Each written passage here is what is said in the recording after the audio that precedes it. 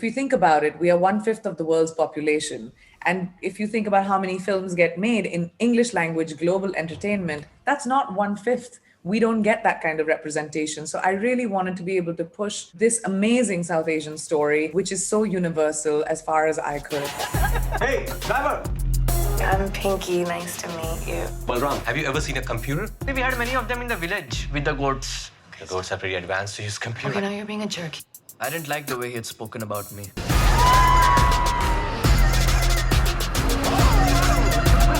What was it about this story or this script that compelled you not only to act in it, but also to put your name behind it, to co-produce it as well? I actually had read the book when it came out in like 2008, and I remember being profoundly moved by it. So when I heard that the book was being made, I actually read it on Twitter, on one of the trade magazines. I got my agents to call the producers and offer my services. Even though I knew that obviously Pinky is a supporting part, and she's been developed tremendously in the movie compared to the book. But I really want to be at the helm of telling South Asian stories in Hollywood. Many people in the West are comparing or certainly referencing Slumdog Millionaire when they talk about the White Tiger as well. How does that feel for you? It's okay. I mean, a lot of people don't know other types of Indian cinema. I think they don't know that there's more than Bollywood, which is okay. And there's some peripheral similarities of a rags to riches, quote, rags to riches story. And I admire Danny Boyle. I think he's a phenomenal director. The films are pretty different. I mean, that film has a bit more of a fairy tale quality. That's what they were going for from the source material. And my source material was Arvind's brilliant novel. That type of more edgy, hard-hitting look at society matches my work a bit more. Adarsh, you are excellent in the film, and there's already buzz around you being, tipped for Oscars, and that must feel amazing. I want to know from your perspective how much pressure there was on you to deliver with this character, and how it feels to be receiving all this praise right now as well.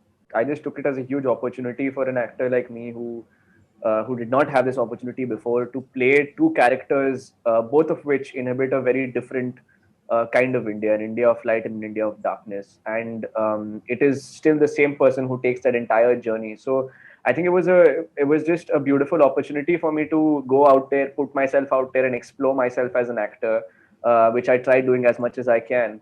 And of course, it feels really nice to see that the film's being received well by critics and to see that people are talking positively about it. But I just think that awards are just an opportunity for any actor again to kind of work with the people that they want to work with, and it just opens up more doors for you as an actor. And I'm just hoping that the film does that for me. Why would you kick him? Priyanka, for you, there's something quite naive about your character, Pinky, and considering you're from India, considering you're aware of the disparity in class, in caste, in society, how difficult was that for you as a performer to portray convincingly? I wanted to bring about Pinky's naivety because I've seen a lot of people who don't understand the complexity and the diversity of a nation like India, who come in with sort of a naivety which is uninformed.